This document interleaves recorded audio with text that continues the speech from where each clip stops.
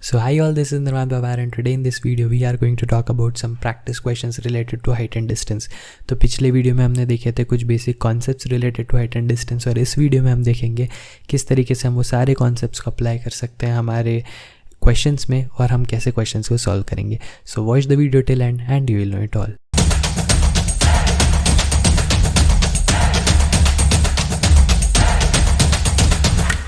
So let's get started with the very first question. क्या बोल रहा है पहला question? The angle of elevation of top of a lighthouse from two ships on the either side of it are 45 degree and 60 degree respectively. सवाल में क्या बोला हुआ है कि मेरे पास में एक लाइट हाउस है ना, ये लाइट हाउस मैंने बना दिया.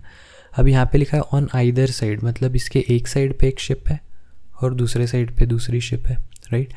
ये दोनों शिप्स है. जब मैं इसका टॉप देख रहा हूँ जब मैं टॉप देख रहा हूँ इसके लाइट हाउस का, तो एक से एंगल बन रहा है 45 डिग्री का. तो यहाँ पे अगर आप देखो तो यहाँ पे एक जगह 45 डिग्री का एंगल बन रहा है और दूसरे शिप से अगर मैं देखूँ तो यहाँ पे जो एंगल ऑफ एलिवेशन बन रहा है वो बन रहा है 60 डिग्री का. सही है. अब मुझे क्या पूछा हुआ है कि इस लाइट हाउस की हाइट अगर 200 मीटर है ना, जो नेक्स्ट सेंटेंस में लिखा हुआ है कि what is the distance between the two ships if the height of lighthouse is 200 meter. तो मुझे बेसिकली ये वाला डिस्टेंस, इन दोनों शिप्स के बीच का डिस्टेंस, S1 और S2 के बीच का डिस्टेंस जो है ये मुझे फाइंड आउट करना है. कैसे फाइंड आउट करूँगा? इस डिस्टेंस को मान लेता हूँ मैं x1, सही है, और इस डिस्टेंस को मान लेता हूँ मैं x2. क्या करेंगे? x1 और x2 को ऐड करेंगे इंडिविजुअली फाइंड आउट करके और उससे मुझे पता चल जाएगा कि S1 और S2 के बीच में कितना डिस्टेंस है, राइट. तो x1 कैसे मिलेगा? तो सबसे पहले दोनों ट्रायंगल्स में अगर आप देखो तो एंगल का ऑपोजिट वाला साइड पता है और एडजेसेंट वाला साइड हमको फाइंड आउट करना है, राइट. तो मतलब मैं यूज़ कर सकता हूँ tan. तो पहले ट्रायंगल के लिए अगर मैं tan 45 लगाऊँ तो tan 45 हो जाएगा कितना? 200 डिवाइडेड बाई x1, सही है. और tan 45 कितना होता है? 1 होता है ना. tan 45 डिग्रीज 1, तो मुझे मिल गया x1 is equals to 200 metres. तो मेरा x1 तो निकल गया. अब मैं सेकेंड ट्रायंगल की बात करता हूँ, राइट साइड वाले, है ना. तो यहाँ पे मैं लिख सकता हूँ tan of 60 degree is equals to क्या आएगा? 200 डिवाइडेड बाई x2, है ना.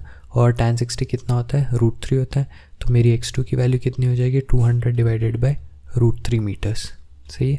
तो मुझे x1 भी मिल गया, x2 भी मिल गया. तो डिस्टेंस कितना हो जाएगा दोनों शिप्स के बीच का? It will be 200 plus 200 by √3, सही है. इतना मीटर्स हो जाएगा. अगर आप चाहो तो इसको 200 कॉमन निकाल के 1 + 1 बाई √3 भी लिख सकते हो. मैं इस कैलकुलेशन को यहीं पे छोड़ दूंगा. अगर आपको ऑप्शंस में डेसिमल्स के फॉर्म में आंसर दिया जाता है तो आपको √3 की वैल्यू जो 1.73 होती है वो यहाँ पे पुटअप करना पड़ेगा. इसको सॉल्व करके सबसे सिंप्लीफाइड डेसिमल फॉर्म में लाना पड़ेगा and that will be your final answer, right. यहाँ पे मेरा इंटेंट आप लोगों को सिर्फ फाइनल आंसर कैसे लाना है वो बताना है. इसको मैं सॉल्व नहीं करने वाला, मैं आंसर को ही फिलहाल यहीं पे छोड़ूंगा. तो क्या किया इस क्वेश्चन में बहुत ही आसान सा सवाल था. मेरे पास एक लाइट हाउस था जिसके दोनों साइड्स पे दो अलग अलग शिप्स खड़ी थी. दोनों से अगर आप देखो तो टॉप पे जो अगर आप टॉप ऑफ लाइट हाउस देखोगे तो दोनों के लिए एंगल ऑफ एलिवेशन अलग अलग बनेंगे. इसके बेसिस पे मुझे दोनों शिप्स के बीच का डिस्टेंस पूछा गया था. मैंने क्या किया? दोनों ट्रायंगल्स में tan थीटा लगा दिया. tan थीटा लगा देने से मुझे x1 और x2 ये दोनों इंडिविजुअल वैल्यूज़ मिल गई, जिनको जैसे मैंने ऐड किया तो मुझे distance between the two ships मिल गया, सही है. तो this was my first question and let's move on to second question. तो क्या बोला गया है सेकेंड क्वेश्चन में? The angle of elevation of top of a tower changes from 45 degree to 60 degree when moved by 100 metre towards the tower. तो ध्यान से देखना, यहाँ पे मेरे पास एक टावर है, सही है. ये एक टावर मान लेता हूँ मैं. इस टावर में एंगल ऑफ एलिवेशन पहले 45 डिग्री था, वो 60 डिग्री हो गया. कब? जब आप 100 मीटर टुवर्ड्स द टावर गए. तो पहले मान लेते हैं आप इस पॉइंट पे थे. इस पॉइंट से जब आप टॉप को देख रहे थे तो आपका एंगल जो यहाँ बन रहा था वो कितना था? 45 डिग्री था. अब आप यहाँ से 100 मीटर आगे चले आए तो आप 100 मीटर जैसे ही आप आगे चल के आए तो लेट्स से आप इस पॉइंट पे पहुँच गए. इस पॉइंट से जब आप एंगल ऑफ एलिवेशन देख रहे हो तो एंगल ऑफ एलिवेशन कितना है? 60 डिग्री है, सही है. यही दिया हुआ है क्वेश्चन में कि जैसे ही मैं 100 मीटर टूवर्ड्स द टावर आया हूँ तो मेरा जो एंगल ऑफ एलिवेशन है जो 45 डिग्री था वो अब 60 डिग्री हो चुका है, सही है. मुझे पूछा है हाइट ऑफ टावर कितना है, तो मुझे बेसिकली h निकालना है. कैसे निकालूंगा? वापस अगर आप देखो तो मेरे पास में दो ट्रायंगल्स अवेलेबल है जिन दोनों में मैं tan थीटा को यूज़ कर सकता हूँ, सही है. ये वाला डिस्टेंस मुझे नहीं पता, इसको मैं x मान लेता हूँ, सही है. पहले मैं लगाता हूँ tan 45 डिग्री. tan 45 डिग्री कितना होगा? 45 डिग्री के ऑपोजिट वाला साइड दैट इज़ h और एडजेसेंट वाला साइड दैट इज़ 100 + x, सही है. tan 45 मुझे पता है कितना होता है? 1. तो इसको मुझे सॉल्व करके मिल जाएगा h is equals to 100 plus x। तो ये हो गया मेरा एक एक्सप्रेशन, है ना, 100 h is equals to 100 plus x। सही है। नेक्स्ट अब मैं क्या करूँगा, सेकंड ट्रायंगल में लगा दूंगा tan थीटा। तो tan 60 डिग्री कितना हो जाएगा, tan 60 degree again opposite that is h और adjacent that is x। tan 60 कितना होता है, tan 60 डिग्री इज़ ऑलवेज √3। तो मुझे यहाँ से मिल जाएगा h is equals to √3x। सही बात है। मुझे फाइंड आउट क्या करना है, h फाइंड आउट करना है। तो यहाँ से आई थिंक मैं लिख लेता हूँ x is equals to h upon √3। क्यों किया ऐसा, ताकि मैं ये x की वैल्यू उठा के फर्स्ट इक्वेशन में रख दूँ, जिससे मुझे इक्वेशन का x जो है वो एलिमिनेट करके h की वैल्यू मिल जाए। तो मेरा जो फर्स्ट एक्सप्रेशन था वो क्या था, h is equals to 100 plus x की जगह I can write h by √3। तो मुझे मिल जाएगा h minus h by √3 is equals to 100। सही बात है। h को अगर कॉमन निकाला तो मुझे मिलेगा 1/1 बाई √3 इज़ इक्वल्स टू 100। तो यहाँ से मुझे मिल जाएगा h into √3 minus 1/√3 is equals to 100। तो यहाँ से मेरी h की वैल्यू कितनी हो जाएगी, 100√3 डिवाइडेड बाई √3 माइनस 1। सही है। तो ये हो गया क्या, हाइट ऑफ द टावर। सही है। अगर आपको डेसिमल में आंसर चाहिए तो आप यहाँ पे √3 की वैल्यू पुटअप करो और इसको फिर सॉल्व करके और सिंप्लीफाई कर दो, राइट। अदरवाइज बहुत सारे क्वेश्चंस में ऑप्शंस आपको √3 और ये सब टर्म्स में ही दिए होते हैं। तो इसलिए पहले इस फॉर्म में इसको सिंपलेस्ट फॉर्म में ले आना। अगर फिर भी डेसिमल में आंसर पूछा है तो ही √3 की वैल्यू डालना, अदरवाइज ये आपका डायरेक्ट फाइनल आंसर हो जाएगा। सही है। क्या क्या इस सवाल में, अगेन मैंने 2 ट्रायंगल्स बन रहे थे मेरे, है ना। तो पहले जो भी सवाल दिया हो पहला स्टेप आप क्या करो कि उसका डायग्राम सही से बना लो। एक बार जैसे ही आपका डायग्राम सही से बन गया तो फिर आप लोगों के लिए बड़ा आसान हो जाएगा, क्योंकि आपको पता है कि इसमें अब जैसे मुझे देख के समझ में आ गया कि इसमें 2 राइट एंगल ट्रायंगल दिख रहे हैं। तो दोनों राइट एंगल ट्रायंगल्स में मैंने tan थीटा की वैल्यू लगा दी। tan थीटा लगाते ही मुझे आंसर मिल गया, h की वैल्यू मिल गई। सही है। 2 इक्वेशंस थे, दोनों इक्वेशंस में से एक से x निकाला, दूसरे में पुट किया तो उससे x एलिमिनेट हो गया और h की वैल्यू मुझे मिल गई। सही बात है। Let's move ahead to question number 3।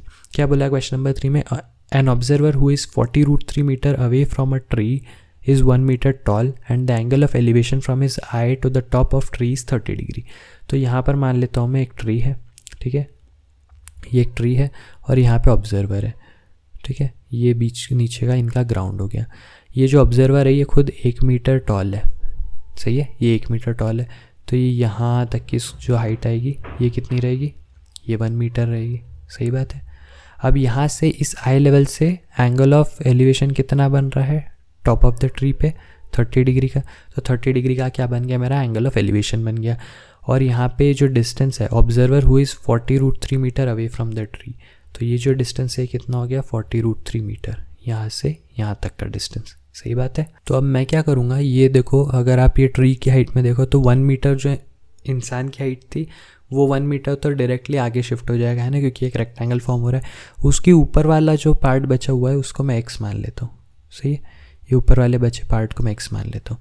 अब मैं क्या करूँगा, यहाँ पे वापस से मुझे एक राइट एंगल ट्रायंगल दिख रहा है। 40√3 मीटर अगर नीचे का डिस्टेंस है तो ऊपर का भी सेम ही डिस्टेंस होगा, because it is a rectangle.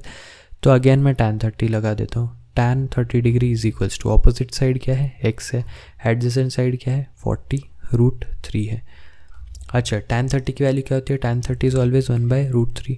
तो √3 से √3 खत्म हो जाएगा, मुझे x कितना मिल जाएगा, 40 मीटर। जैसे मुझे x is equals to 40 meter मिला तो क्या मेरी ट्री की हाइट 40 मीटर है, नहीं, मेरी ट्री की हाइट पूरी कितनी है, अगर आप देखो तो जो मेरी ट्री की हाइट है वो कितनी है, 40 + 1 दैट इज़ 41 मीटर, है ना। 1 मीटर ऑब्जर्वर की हाइट जितना भी तो एक रेक्टेंगल बन रहा था वहाँ पे, तो ट्री की जो टोटल हाइट है वो कितनी हो जाएगी, 41 मीटर। सही है। सो आई होप आप लोगों को ये क्वेश्चन भी समझ में आ गया होगा। यहाँ पे क्या किया, ये तो काफ़ी ही आसान सवाल था। बस आपको ये याद रखना था कि ऑब्जर्वर के आई लेवल से अगर एंगल दिया है तो ऑब्जर्वर की खुद की हाइट को भी मुझे कंसिडर करना पड़ेगा, विच इज़ 1 मीटर, क्योंकि मैं जब आई लेवल से ऊपर देखूंगा तो एंगल ऑफ एलिवेशन हमेशा हॉरिजॉन्टल के रिस्पेक्ट में होगा। तो इसलिए सिर्फ जो हाइट मेजर करोगे आप, जो आपका आंसर आएगा ट्राइंगल का, वो सिर्फ आपको आई लेवल तक की ही हाइट मिलेगी। तो जो मैंने एक्स लिया विच इज़ 40 मीटर, वो सिर्फ आई लेवल के ऊपर का ही आया, है ना। आई लेवल आपका खुद 1 मीटर ज़मीन से ऊपर था, तो आपको 1 मीटर उसमें ऐड करना पड़ेगा और इससे आपको आंसर मिल जाएगा 41 मीटर। सही है। Let's move ahead to the 4th question. क्या बोला इस क्वेश्चन में, across the street of width 10 metre there is a tall pole. तो एक स्ट्रीट है यहाँ पे 10 मीटर की, सही है, 10 मीटर की एक स्ट्रीट है, उस स्ट्रीट के दूसरे तरफ क्या है, एक पोल है, ठीक है। From the window of a house the angle of elevation and depression of top and bottom of this pole are 30 degree and 45 degree respectively. तो अब ये जो स्ट्रीट के दूसरे तरफ यहाँ पर एक घर है, ठीक है, एक घर मान लेते हैं, यहाँ पे एक घर है। इसके विंडो से जब आप देखोगे तो आपको दिखेगा, ये मैं हॉरिजॉन्टली का एंगल मार्क करता हूँ, यहाँ से अगर आप देखो तो जो आपका एंगल ऑफ डिप्रेशन और बनेगा एक जो बॉटम ऑफ पोल के लिए रहेगा, और एक एंगल ऑफ एलिवेशन बनेगा जो टॉप ऑफ पोल के लिए रहेगा। अब यहाँ पे angle of elevation and depression are 30 degree and 45 degree respectively. तो यहाँ पे 30 डिग्री का एंगल ऑफ एलिवेशन है और 45 डिग्री का एंगल ऑफ डिप्रेशन है, सही बात है। और 10 मीटर का तो डिस्टेंस है ही। मुझे पूछा है क्या, हाइट ऑफ पोल। तो हाइट ऑफ पोल कितना होगा, h हाइट मैं मान लेता हूँ इसकी। अब h हाइट फाइंड करने के लिए मुझे दिख रहा है कि h is consisted of 2 parts, है ना। तो मैं मान लेता हूँ इस डिस्टेंस को मान लेता हूँ d1 ऊपर वाले पार्ट को, और नीचे वाले को मान लेता हूँ d2, सही है। तो d1 ऊपर वाला पार्ट हुआ, d2 नीचे वाला पार्ट हुआ, और d1 प्लस d2 मिला के मेरा हाइट ऑफ पोल बनेगा, सही बात है। तो अब मैं क्या करूँगा, अगेन अगर आप यहाँ पे देखो ध्यान से तो आपको दिख रहा है कि 2 ट्रायंगल्स बन रहे हैं, फिर से 2 राइट एंगल ट्रायंगल।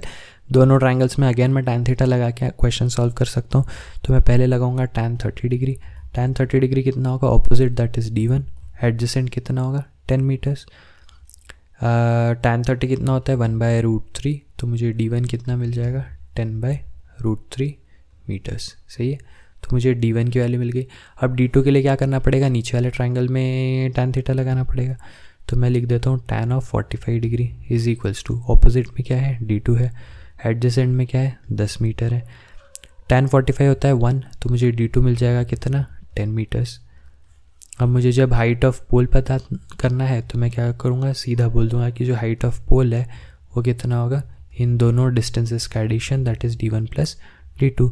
तो मुझे मिल जाएगा 10 प्लस 10/√3। तो अगर मैं चाहूँ तो इसमें से 10 कॉमन निकाल के 1 प्लस 1/√3 मीटर्स, इसको भी अपना आंसर लिख सकता हूँ। तो मेरा हाइट का वैल्यू कितना आ गया, मेरा हाइट का वैल्यू आ गया 10 इंटू 1 प्लस 1/√3 मीटर, सही है। So these were all the questions that I wanted to discuss in height and distance. मैंने आपको पिछले वीडियो में ही बोला था, height and distance is one of the easiest topic जो भी आपको इस पूरे सिलेबस में मिलेगा। आपने ये 4 क्वेश्चंस के थ्रू भी समझ लिया होगा कि हर एक क्वेश्चन में, ऑलमोस्ट हर क्वेश्चन में आपको सिर्फ वही साइन कॉस टैन ही लगाना है, and you will keep getting your answers, है ना। मैंने ट्राई किया ज़्यादा से ज़्यादा, या ऑलमोस्ट सारे के सारे ही मैं वर्ड प्रॉब्लम्स ले लूँ, जिससे आपको वर्ड प्रॉब्लम देखकर कैसे डायग्राम बनाना है ये भी समझ में आ जाए, और फिर डायग्राम बनने के बाद आपको किस तरीके से सॉल्व करना है ये भी समझ में आ जाए।